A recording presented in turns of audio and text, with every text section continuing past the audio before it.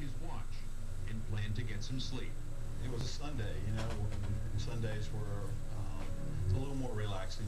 Then, at 6:22 a.m.,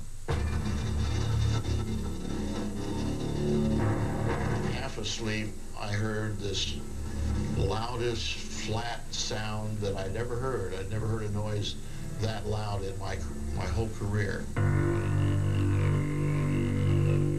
And this steel door that was beside me, it blew in, and it just missed me. And then all of a sudden there was this enormous thud, and about 3 seconds later I could feel this heat drawing my face back, and a couple seconds after that the concussion from the blast just picked me up and threw me backwards. Gatto's decision to get a cup of coffee had saved his life. So I hightailed it back to my boss, Major Bob Jordan. And his eyes were like saucers, and I said, Sergeant Gatto, what's going on? And he said, sir, the BLT's gone. And he said, you know, that's like saying the Twin Towers are gone. I mean, it's not something you expect somebody to say to you.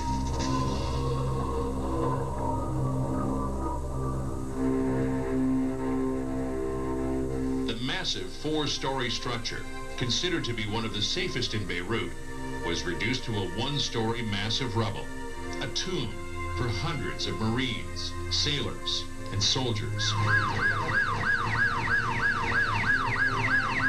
We grabbed cots and stretchers and whatever we could find, and we went down and started extricating the wounded and the dead. Remarkably, Corporal Jack Anderson slept through the explosion, a 3-story fall, and survived. My first conscious thought after the bombing was waking up on the ground with a couple of pieces of concrete sort of in a lean-to position above me. That delicate balance saved Anderson's life. Had either slab landed on him, he would have been crushed to death. Yeah, I was sort of in delirium, in shock. Obviously probably took a pretty severe blow to the head if you fall 3 floors and land on the asphalt, you know. So I sort of made my way, crawled out through the concrete and got out, and sort of looked around. The building was completely devastated. There were bodies laying around. There were body parts laying around. All of my buddies just got killed. I was, my best friend was 1 floor below me in the same room. Didn't make it. That took a long time to get over that.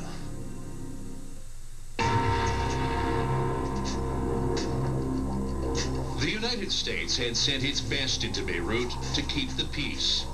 But in a matter of seconds, that all changed when they became victims of a chilling new tactic of terror. Gerald Butt was a BBC radio correspondent in Beirut. Well, so here was the first concrete proof, in my mind anyway, that the conflict in Lebanon had moved up several notches. Here we were dealing not with bombs in the conventional sense, shelling, sniping that we had got used to. Here were people who were prepared to give their lives for the cause, and if necessary, cause the deaths of hundreds of people.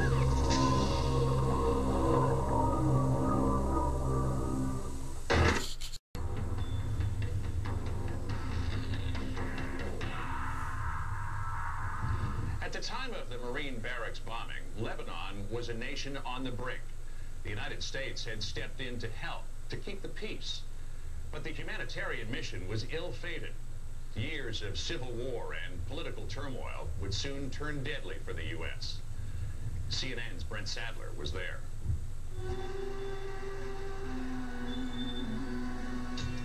In its heyday, the early 1970s, Beirut was known as the Paris of the Middle East. More than 1 million tourists a year. And there was international intrigue. It was a field day for the intelligence operatives of the world. Richard Murphy was an Assistant Secretary of State in the Reagan administration. Everybody was busily trying to develop sources of intelligence and having a fine time spying on each other. In 1975, Lebanon fell into civil war. Tensions over how the country's religious groups, Sunnis, Shiites, Druze and Christians, shared political power had reached the breaking point. Each political and religious group had its own militia. This war was just brutal, but the real brutality of it came because these various religious groups all had foreign sponsors, and they're the ones who provided the weapons and firepower that really enabled these militias to just absolutely decimate each other. It was the era of the Cold War. Amin Gemayel, a Christian, was president from 1982 to 1988. The Cold War was everywhere except in Lebanon. In Lebanon it was the hot and very hot war. Although sporadic fighting is continuing, the area is now said to be safe, but no one knows for how long.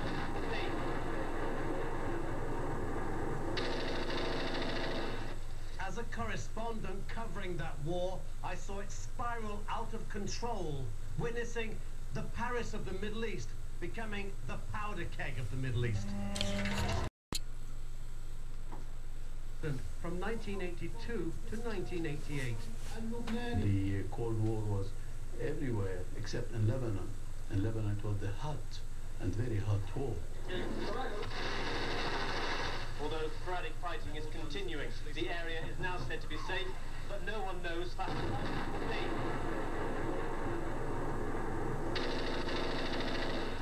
As a correspondent covering that war, I saw it spiral out of control, witnessing the Paris of the Middle East becoming the powder keg of the Middle East. The war would claim 150,000 lives.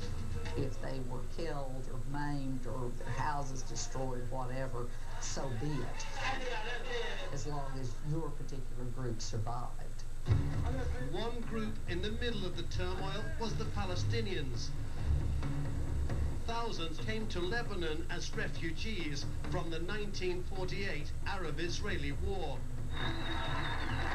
And in 1971, the Palestine Liberation Organization moved to Lebanon. Yasser Arafat was the leader. He took up residence in Beirut, and they had training camps. They had territories which were theirs to run.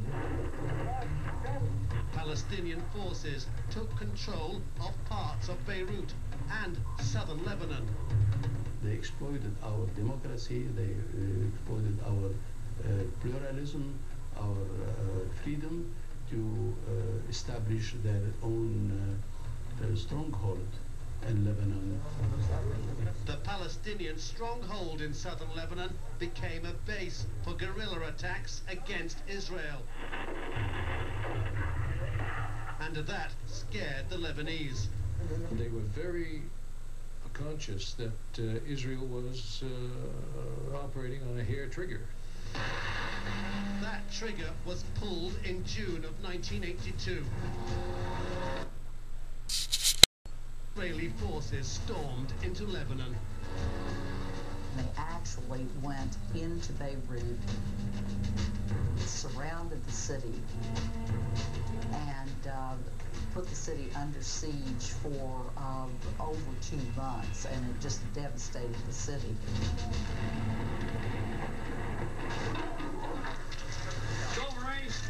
What evolved that August was a deal. A multinational force, Americans, French and Italians, would come to Lebanon as peacekeepers. It allowed Arafat and the PLO safe passage out of Lebanon. So the mission was accomplished, and the Marines were gone in something like 2 to 3 weeks. The idea was you send this multinational force in, you evacuate the Palestinians, and then that would stabilize the area. Well, it didn't work. 4 days after the Marines pulled out, Lebanon's president-elect, a Christian, was murdered in an explosion at his party's headquarters. The next day, Israeli forces moved deeper into Beirut. And the day after that, Christian militia units allied with Israel massacred hundreds of Palestinians in a poor refugee area called Sabra and Shatila. They were innocent men, women, and children in that refugee camp who were hunted down like animals. And after that, everything was up for grabs, which led to a plea. Lebanon can no longer endure. Send the Marines back. We need them. You've got to help.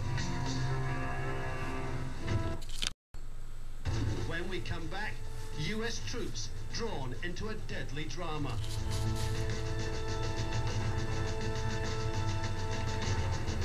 Bloodshed continues as the flow.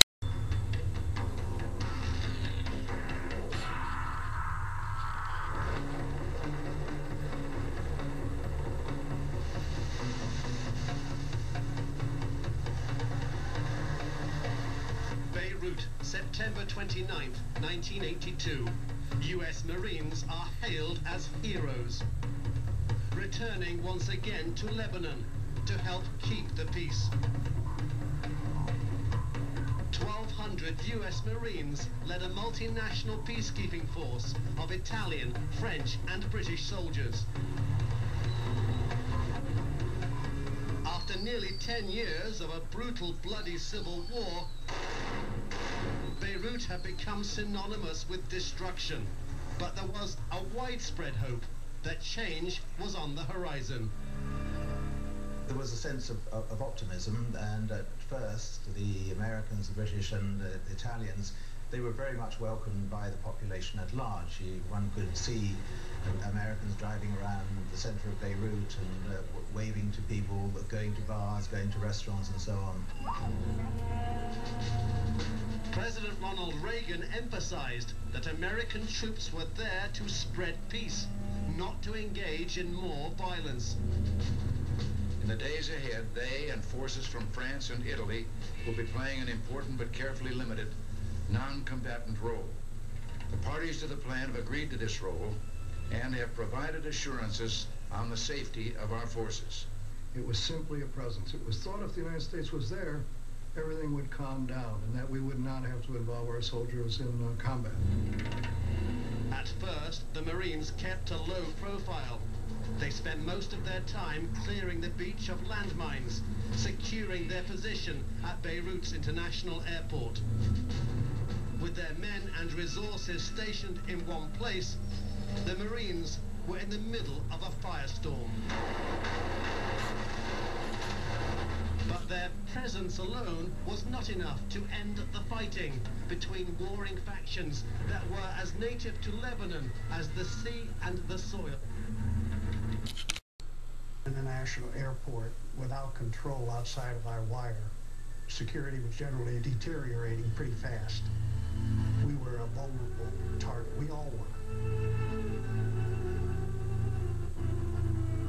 But soon, despite all declarations of neutrality, the Americans were caught in the crossfire, or worse, taking direct fire. We have the Amal, the Druze, and the Syrians, and we don't feel so safe because they're around. For the Marines at the airport barracks, under strict orders to keep their firearms unloaded, it was a source of huge frustration. They should update the rules of engagement because we'll be out here and we get fired at. Then we have to wait to get permission to fire back. Without a loaded magazine, we don't have as much of a chance, I believe. to defend themselves. It was also a huge frustration to President Reagan and his closest advisors, who pressed for a more active role for the troops. We were opposed in that concept by Cap Weinberger, Secretary of Defense, who felt very strongly that the Marines should not be involved in what would amount to combat operations. While Weinberger won that round, it was a hollow victory. Increasingly, the men once hailed as heroes were being branded the enemy. Suddenly, Marines were taking hits. Americans were seeing the sad pictures of more and more caskets coming home. But nothing could prepare them for April 18, 1983. A car bomb explodes in front of the U.S. Embassy in Beirut, killing 63 people. Let us, here in their presence, serve notice to the cowardly, skulking barbarians in the world that they will not have their way. In the aftermath, calls to bring the Marines home grew louder. We're not helping one bit, risking the lives of American Marines serving over there trying to keep peace when they've got a bunch of jackasses who want to kill each other. I'd get out of there and let them shoot.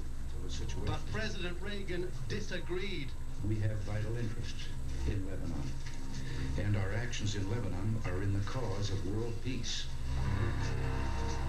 When the U.S. warships launched shells into the mountains overlooking Beirut, Marine Colonel Timothy Garrity immediately knew his men were in danger. Colonel Garrity called headquarters and objected to that order to use naval gunfire. He said, "Sir, you have to understand, they have 750 artillery pieces. At any moment, if they unleash them, we know we are going to be dust." All comes over. Our neutrality is gone. Certain decisions were made that were escalating our mission there. We were firing in direct support of the Lebanese army in an operation that clearly was outside of the realm of our mission. I think that was a significant move that created this perception among other Lebanese forces that we were just another super militia. Get out! The peacekeepers were vulnerable and unprepared. It was like having your hands tied and having someone shoot at you. There was really no place to run. Yeah, I've had small arms before, but nothing like this. And yeah, it's nervous. Blood pressure goes up. Your muscles start spazzing a little bit. It worries me. Worry every day. Can't do nothing now. What can you do? You ever worry there might be something so big that it, you know? I can't handle it, always. That's the first thing running in my mind. Is am I capable enough to handle that? I know you felt that vibration. And that was over there. When we come back, the unimaginable, the anatomy of a suicide bombing. The barracks of the French peacekeeping force just a few miles away, killing 58 paratroopers. Rescue efforts continue for days, at times hindered by sniper fire. Retired Colonel Timothy Garrity was the Marine commander in Beirut. The ground was moaning because there were survivors in there. The United States had suffered the largest loss of military life in a single incident since Iwo Jima. 220 Marines, 18 Navy sailors, and 3 Army soldiers killed by a lone suicide bomber. This was such a overt, pure, naked act of terrorism. We had absolutely no warning of something of this magnitude had hit us. Back home, a mourning nation demanded answers. How did it happen? Who was responsible? Should the U.S. strike back? A full-scale investigation began immediately. Retired Lieutenant General Lawrence Snowden served on the investigation into the attack. We had every reason to believe that Hezbollah was the unit that did the job. And we do know that the operation had the support of the Syrian government and the Iranian government. Hezbollah denies any responsibility. Mark Perry has studied Hezbollah for years and has discussed the bombing with several members. In the talks that I've had with them in Beirut, they say the United States is not our enemy. We do not have American blood on our hands. We do not want to have a conflict with the United States. And I would place the barracks bombing at the doorstep of Iran. A civil case in 2003 did just that. The judge ruled the suicide bombing was carried out by Hezbollah with the approval and funding of Iran. Retired Admiral James Lyons testified U.S. officials intercepted a message from the Iranian ambassador to Syria. This is the smoking gun. There was proof positive to coordinate their attacks against the multinational force, and in particular, the United States Marines. The court also heard the videotaped testimony of a Hezbollah member known as Mahmoud. Mahmoud described how Hezbollah ambushed a water truck en route to the compound. A similar truck, laden with very sophisticated explosives, continued on to the barracks.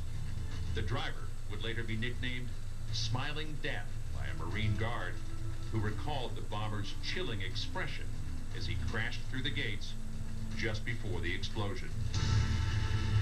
It was unfortunate that so many troops were allowed to be in that building at one time.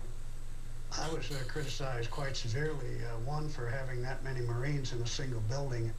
I had absolutely no choice. We were taking shelling. It was considered to be one of the safest, sturdiest buildings in Beirut. Were also criticized for having guards with empty weapons. There was a real concern that if there was an accidental discharge of a weapon, some, quote, innocent civilian might be killed or wounded in that parking lot. But in hindsight, it was not a good idea. As the list of suspects narrowed, U.S. officials say this man, Imad Mughniya, emerged as the mastermind. Mughniya was Hezbollah's security chief at the time of the bombing. He's much better than bin Laden because he stays off television. He doesn't identify himself. And you don't ever see a defector from his inner circle, or, you know, one that lives very long. Coming up, the U.S. response to terror, paralyzed by White House infighting.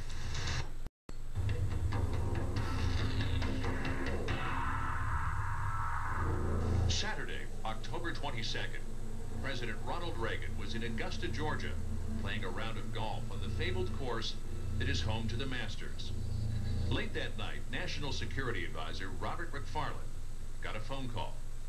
At about 2 in the morning, I had a call from the Vice President Bush, that the Marines had been bombed in Lebanon. The President, I awakened him at about 2 in the morning and advised him of it. He was shattered by the event. The President was in his pajamas when he met with McFarlane and Secretary of State George Shultz. The President listened and physically was drained. After a long pause, he asked, Bud, how did it happen? Who did it? How can we deal with this? Get tougher. Take on the terrorists, they decided, as Reagan flew back to Washington at first light. Vice President George Bush rushed to Beirut, to the bomb site. He left little doubt that the U.S. would retaliate. We're not going to let a bunch of insidious terrorists, cowards, shape the foreign policy of the United States. That same week, the U.S. invaded the small Caribbean nation of Grenada, a minor crisis now largely forgotten. In Lebanon, we have some 1,600 Marines. On national television, when he turned from Grenada to Beirut, Reagan rattled the sabers. Those who directed this atrocity must be dealt justice, and they will be. He rejected a Marine withdrawal. If we were to leave Lebanon now, what message would that send to those who foment instability and terrorism? His words became empty promises, abandoned within months. Well, I wrote that language, and I took it seriously at the time and intended and believed that he intended to fulfill it. At the end of the week, the first caskets began coming home.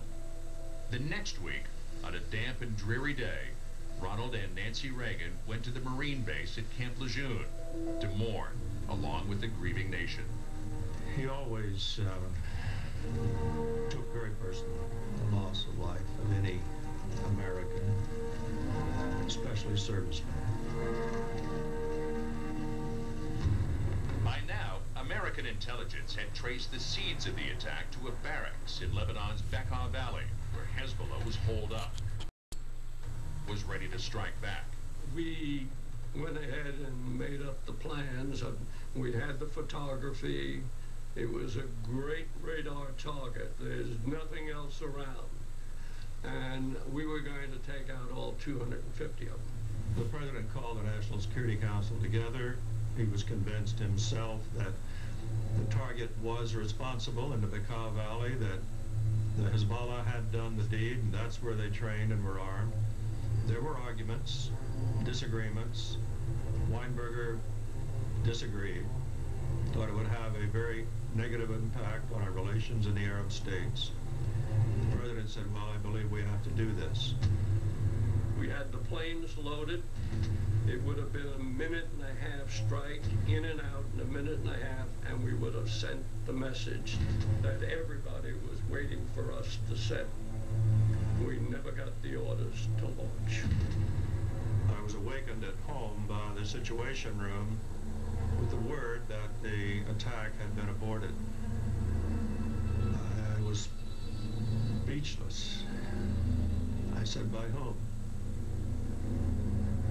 And I was told the Secretary of Defense. I was thunderstruck. I went on to the office and I called Cap right away and asked him what in the world happened.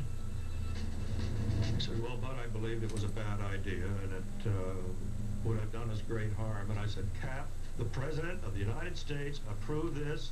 When McFarland told Reagan, he said the President was at a loss for words. But Cap Weinberger, now deceased, had been a close friend and ally of Reagan since their California days. Reagan would forgive and forget. At the end of the day, the President was so captive, really, to his feelings of loyalty for Secretary Weinberger that he let it cloud his judgment. Attacks continued. Soon, new truck bomb attempts at the French and American embassies in Kuwait. In Beirut, the Marines were hunkered down behind new defensive barriers, doing little or nothing. The White House seemed paralyzed. And Cap said we simply ought to withdraw. While the fighting in Lebanon grew worse, Reagan was talking tough, right up until the end. In a radio address early in February, he called the situation in Lebanon difficult. But that is no reason to turn our backs on friends and to cut and run. If we do, we'll be sending one signal to terrorists everywhere. They can gain by waging war against innocent people. Yet only 3 days later, the President would order the Marines out. No speeches this time. The announcement was handed out as Reagan landed in California to go on vacation at his ranch. By February 26th, just 4 months after the bombing, the Marines had retreated from Beirut back to ships offshore. Survivor Jack Anderson was glad to see his fellow Marines heading for home, yet was disappointed. I really wanted to see us do something to the people responsible for the car bomb. You know, hopefully in the end, they get theirs, but not at the hand of the Marine Corps this time. Coming up, Beirut's deadly lesson for today's war on terror. As soon as we suffer casualties, we will cut and run.